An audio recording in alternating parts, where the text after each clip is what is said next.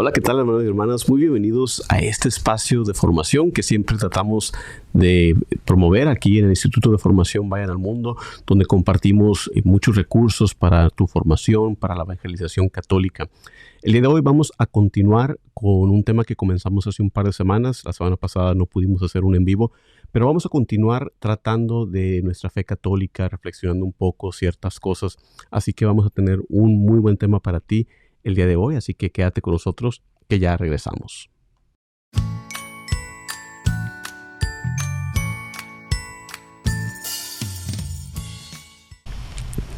Muchísimas gracias por acompañarme una vez más. El día de hoy vamos a continuar con el tema que tuvimos en el video anterior. Si te lo perdiste, puedes visitarnos en nuestras redes sociales, tanto por YouTube, vayanalmundo.tv, nuestro sitio web también, vayanalmundo.org, o en las diferentes redes sociales que estás viendo aquí por Facebook. A manera de repaso, ya sea que estuviste con nosotros o no, en el video pasado tratamos de los diferentes puntos. ¿Por qué necesitamos la fe? Hablábamos de la necesidad de la fe que nos da esperanza en medio de esta cultura de la muerte en la que vivimos el día de hoy, como nos enseñaba nuestro amado San Juan Pablo II. Hablamos también del papel de la fe en la religión y lo dividíamos en tres partes muy importantes que tienes tú que tener muy en cuenta al vivir tu fe.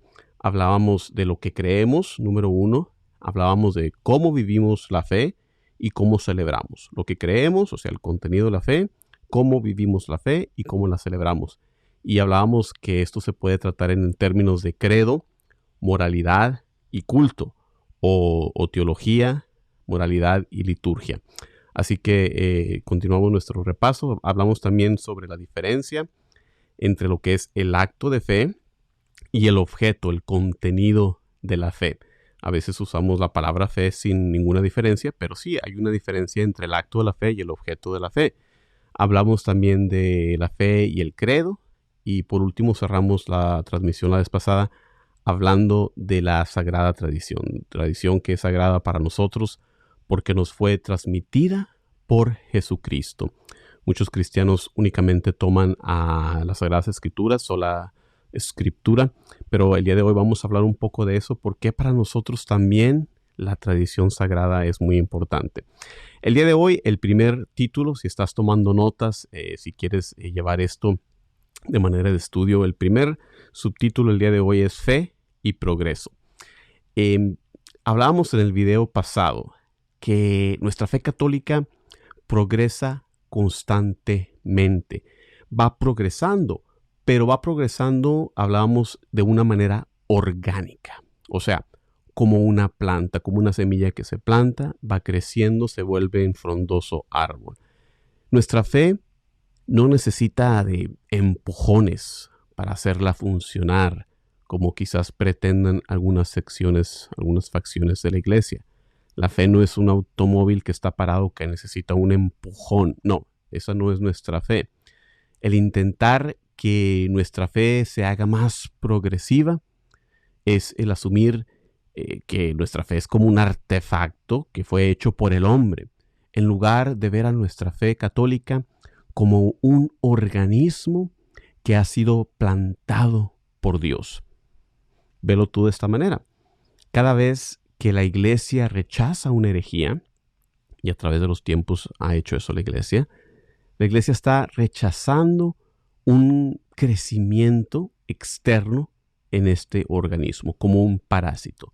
Si seguimos esta imagen de el crecimiento, el progreso de la fe como un organismo, una herejía es como un parásito. Y cuando la iglesia entonces rechaza esta herejía, se está deshaciendo de este parásito.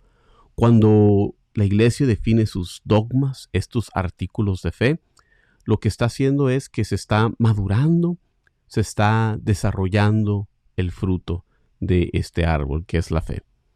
El desarrollo de la doctrina es un término que usó el cardenal John Henry Newman, un cardenal que fue converso de ser anglicano, se convirtió al catolicismo y recién fue canonizado en octubre del 2019. Y él usaba ese término, el desarrollo de la doctrina. Este término es a la vez conservador y progresivo, las dos cosas a la vez, porque eso es nuestra fe. Por un lado conserva, por otro lado progresa. El contenido, los datos de la iglesia, la revelación divina, están completados. Por eso la iglesia los conserva, los preserva. Por eso siempre, por un lado, la iglesia es conservativa. Pero también, por el otro lado, continúa esta revelación. Y ahorita vamos a hablar de en qué aspecto. Por eso la iglesia ayuda a progresar. Los datos, el contenido está completo porque la tradición le fue dada completamente por Cristo a su iglesia hace ya 2000 años. La iglesia ya tiene sus datos. La iglesia nunca tendrá nuevos datos, no hay nueva revelación, porque Jesucristo es la palabra única, perfecta e insuperable del Padre. En Jesucristo lo ha dicho todo el Padre. No va a haber otra palabra aparte de esta, como lo vemos en el Catecismo. Lo que habló Dios antes a los profetas en partes, ahora lo ha dicho todo de una sola vez, dándonos a su Hijo. La tradición de la iglesia también podemos decir que está en marcha, está en curso, porque está viva y produce nuevos frutos.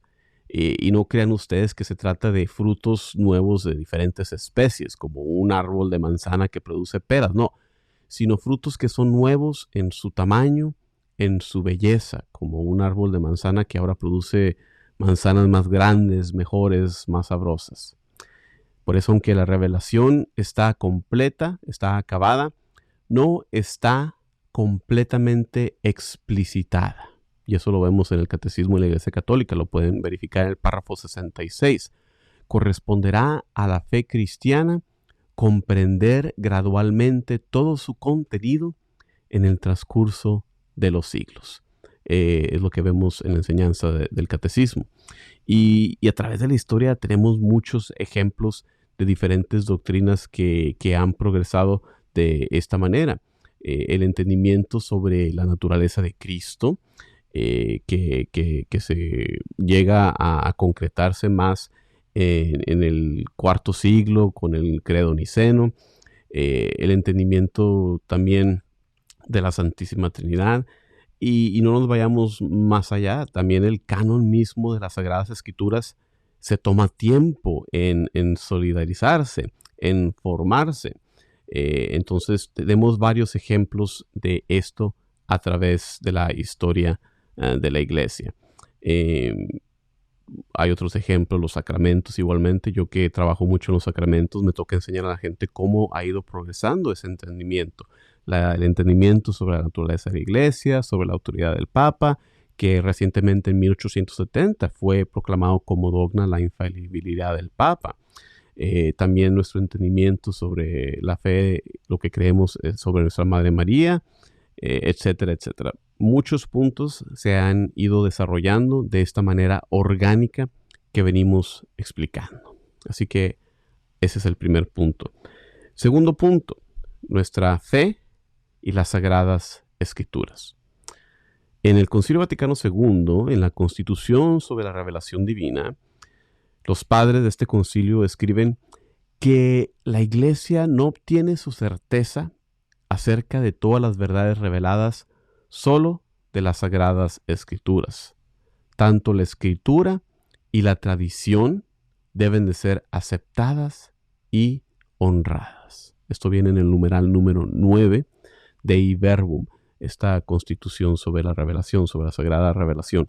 Por eso para nosotros los católicos, nosotros no podemos creer en solamente la Escritura, sola Escritura, como lo hacen los protestantes. Para nosotros son la Sagrada Escritura y la tradición. Los protestantes rechazan cualquier doctrina de la Iglesia Católica que a su entender ellos no pueden encontrar de manera explícita en la Escritura. Por eso rechazan cosas como la Asunción de María al cielo. Y ellos se aferran entonces a este concepto de sola Escritura. Que la Escritura es la única autoridad infalible. Y de hecho, pues esta es la razón fundamental detrás de todas las diferentes diferencias, desacuerdos que hay en la teología protestante y la teología católica. Pero les vamos a compartir al menos 6 razones para rechazar la idea de sola escritura. Así que atención, porque esto nos va a ayudar mucho a defendernos cuando nos preguntan, ¿está esto en la Biblia o no? Hay para nosotros, de manera razonable, de manera lógica, 6 razones para rechazar la idea de sola escritura. Número 1. Ningún cristiano a través de la historia, antes de Lutero, enseñó esta doctrina de sola escritura.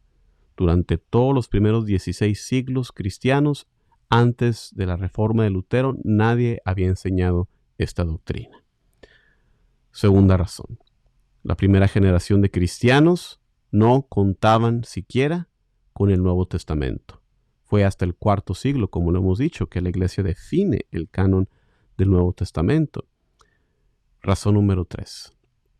Sin la Iglesia católica de intérprete de las Escrituras y de intérprete con autoridad, podemos ver cómo el protestantismo se ha dividido en más de 20,000 o quizás 30,000 diferentes iglesias, entre comillas, o denominaciones. Ha habido un sinnúmero de divisiones porque cada quien se autoproclama como papa, como autoridad. Cuarta razón. Si la Escritura es infalible, como creen los protestantes, entonces la iglesia también debe de ser infalible, porque una causa falible no puede producir un efecto infalible. O sea, si los protestantes están diciendo que la iglesia se equivoca, ¿cómo puede una institución que se equivoca producir algo infalible? No tiene sentido eso. Así que si las Sagradas Escrituras son infalibles, la iglesia que produjo la Biblia también debe ser infalible. La iglesia, sus apóstoles, sus santos, escribió el Nuevo Testamento. La iglesia, más después, con sus obispos, fue quien define, con la ayuda del Espíritu Santo, el canon de las Escrituras. Razón número 5. La Escritura misma llama a la iglesia el pilar y el baluarte de la verdad. Y esto lo vemos en la primera carta a Timoteo, en el capítulo 3, versículo 15. Pilar y baluarte de la verdad es la iglesia. Y por último, la Escritura misma nunca enseña sola Escritura. No vas a encontrar ningún verso que diga eso. Así que esta doctrina de sola Escritura es contradictoria. Si solo creemos en las Escrituras, no podemos creer en sola Escritura, porque no lo enseña la Escritura, no lo enseña la Biblia. Para nosotros los cristianos católicos, la iglesia es servidora fiel de las Escrituras, porque es una maestra fiel a este libro de texto que es la Sagrada Escritura.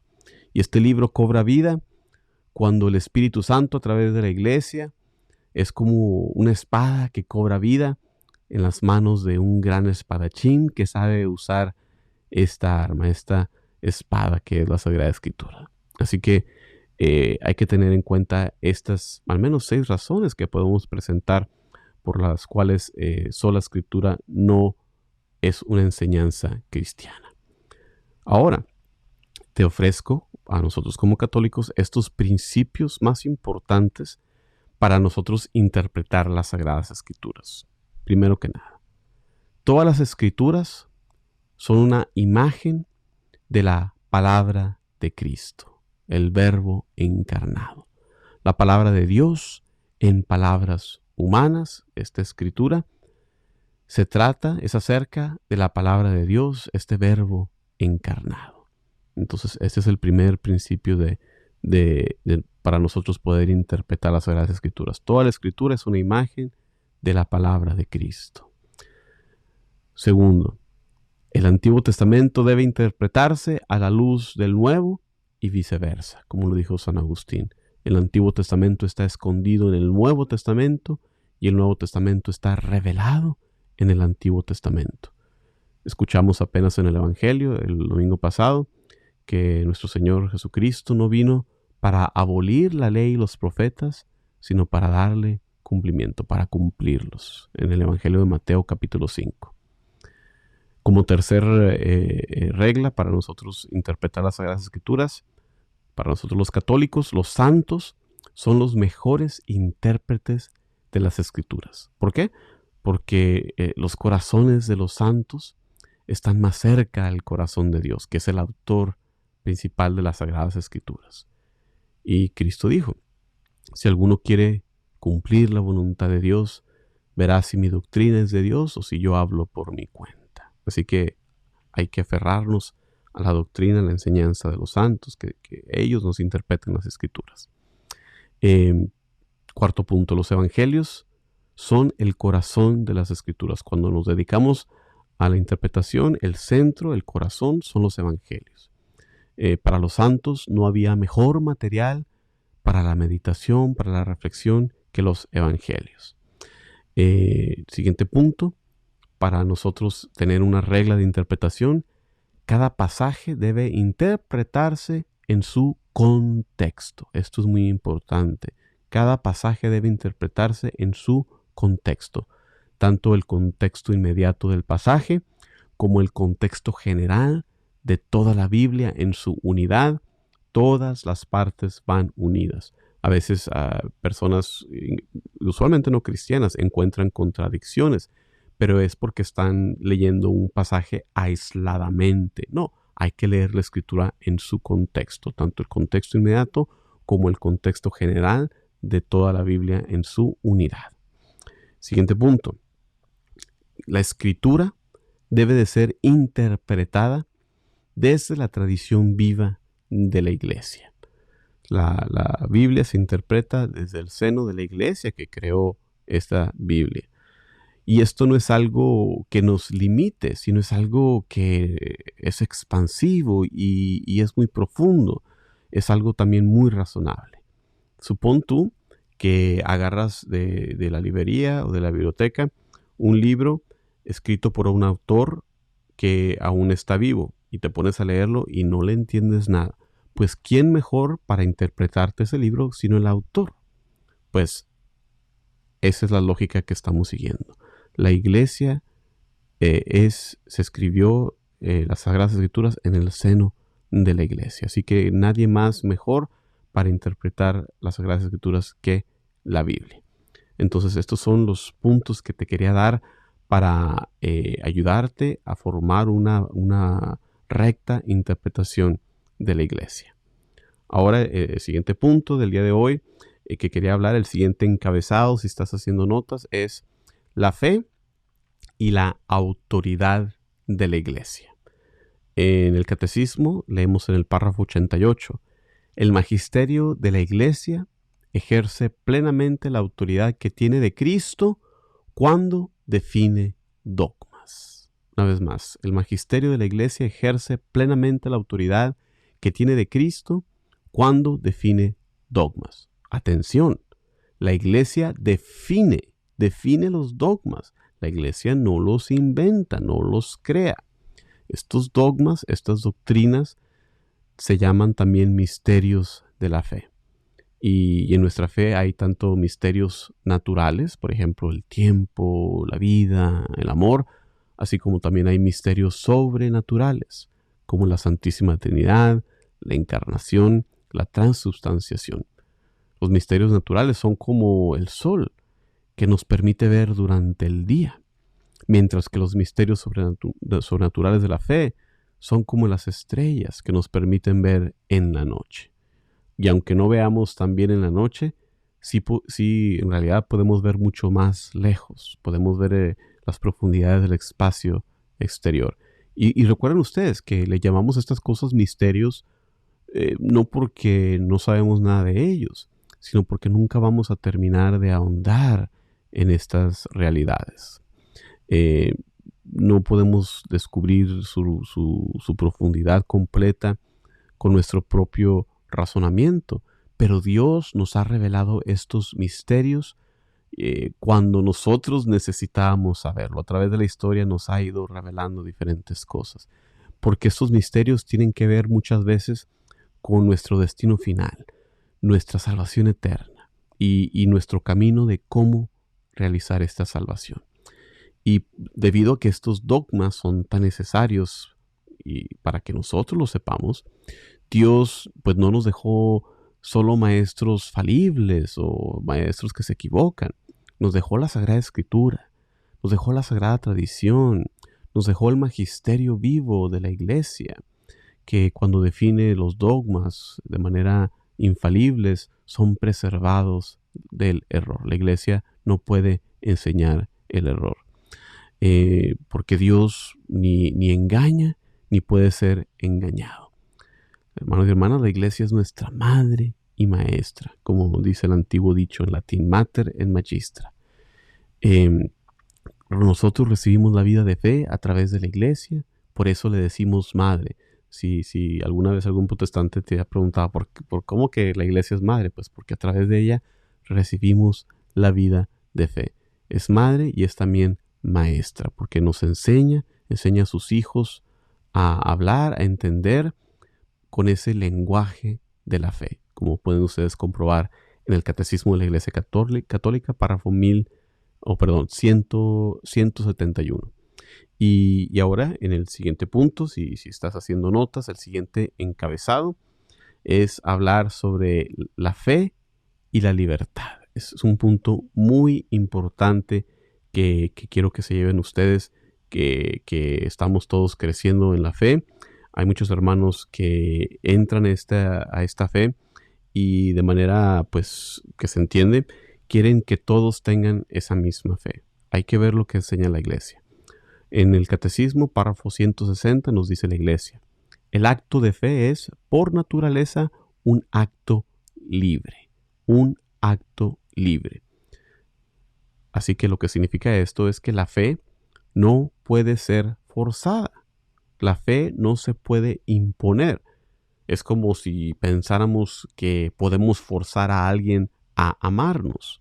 De igual manera, no podemos forzar a alguien a amar a Dios o amarlo de la manera en que nosotros amamos a Dios. Por eso el tratar de amenazar o de obligar a alguien a tener fe no nada más está moralmente mal, también es algo absurdo psicológicamente. Lo único que nosotros podemos obligar es el miedo, no la fe. La Iglesia, de hecho, condena la coerción en la religión. Nos dice: nadie puede ser obligado a actuar en contra de sus convicciones, ni tampoco nadie puede ser restringido de actuar de acuerdo con su conciencia en asuntos religiosos, en privado o en público. Y esto lo puedes verificar tú en el Catecismo, en el numeral 2106. Entonces tengamos eso en cuenta. Muchas veces veo en las discusiones que hay personas que de cierta manera quisieran imponer la fe. La fe no se puede imponer, hermanos. Es como si quisiéramos imponer el amor. Únicamente lo podemos aceptar la fe en libertad, nunca imponiéndolas. Y nuestro Señor Jesucristo, de igual manera, invitó a las personas a la fe, a la conversión, pero nunca bajo obligación. No, Él dio testimonio de la verdad, pero nunca llegando a usar la fuerza. Lo podemos ver en muchos lugares del Evangelio. El Evangelio de Juan, capítulo 18, versículo 37. El creer lo que Dios ha revelado significa someter nuestra mente a la mente de Dios. Y esta sumisión, estar sumisos, esto no es algo que va contrario a la libertad ni a la dignidad humana. Hay gente que piensa que ser católico significa volvernos como autómatas, volvernos robots. No. Este someternos a la mente de Dios, a la voluntad de Dios, no es contrario a nuestra libertad ni tampoco a nuestra dignidad. Porque incluso en las relaciones humanas, nos dice el Catecismo una vez más, no es contrario a nuestra dignidad creer lo que las otras personas nos dicen sobre sí mismas y sus intenciones, o confiar en sus promesas. Por ejemplo, cuando un hombre y una mujer se casan. Nos dice el Catecismo en el párrafo 154. Creemos lo que nos dice la gente muchas veces, y el Catecismo nos pone este ejemplo de creerle pues a la pareja, ¿verdad? Y es una imagen muy propia, porque si la fe es un decirle sí a la propuesta de Dios que nos está proponiendo unión espiritual, un matrimonio espiritual, este sí que damos es doblemente libre porque proviene de nuestra libre elección.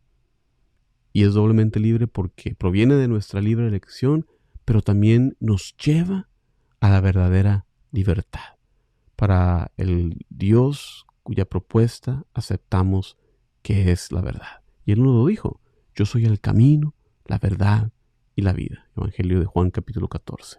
Y nos dice también: la verdad nos hará libres. Juan capítulo 8. Así que solamente en fe, solamente si creemos, veremos este esplendor de la verdad, de la cual escribía San Juan Pablo II, Veritatis Splendor, en esa gran encíclica. Solamente, piénsalo tú en términos humanos, solamente cuando te casaste con esa persona es que la conociste por completo, y después de varios tiempos, después de varios años.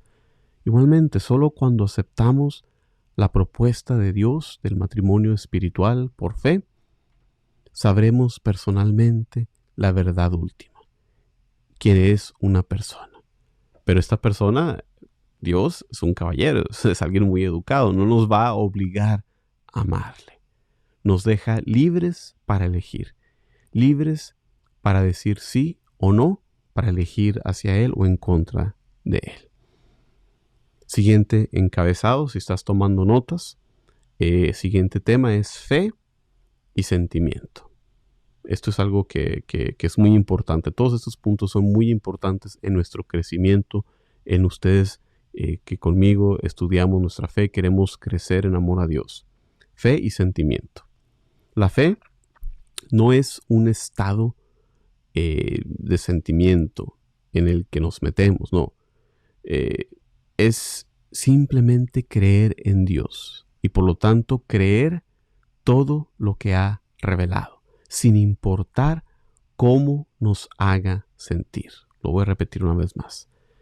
Esto de la fe no es un sentimiento, no es estar en un cierto estado, sintiéndonos de cierta manera. Es simplemente creer en lo que Dios nos ha revelado, sin importar cómo nos haga sentir. Dios lo dijo, yo lo creo, y así queda todo resuelto. Hay que recordar, hermanos y hermanas, los sentimientos muchas veces están influenciados por cosas externas. La moda cambia cada temporada, el viento cambia de dirección, el clima cambia, la digestión, todo. Pero cuando Dios nos da el don de la fe, nos lo da desde adentro, desde nuestra propia libertad, nuestro propio libre albedrío. El diablo puede influir en los sentimientos, pero el diablo no tiene control sobre nuestra fe. Muchas veces nosotros no somos responsables de los sentimientos, no puedes el evitar sentirte de una manera u otra, pero sí que somos responsables de nuestra fe. La fe no es un sentimiento. Sin embargo, aunque la fe no es un sentimiento, muchas veces la fe sí que produce sentimientos. ¿Qué tipo de sentimientos? De confianza, de paz, gratitud, por ejemplo. Y la fe entonces también puede ser ayudada por los sentimientos. Cuando nos sentimos confiados, cuando nos sentimos agradecidos con alguien, ya sea Dios, ya sea algún hombre, es mucho más fácil para nosotros creer que cuando nos sentimos pues desconfiados o desagradecidos. Pero incluso cuando no nos sentimos confiados, cuando no nos sentimos en paz, aún así podemos creer. La fe no depende de los sentimientos. Esto es muy importante, porque muchas veces nos alejamos de la iglesia, nos vamos a un grupo porque sentimos más bonito allá. No, la fe no tiene que ver con los sentimientos. Depende de los hechos, de estos datos de la fe, estos hechos que han sido revelados divinamente por Dios.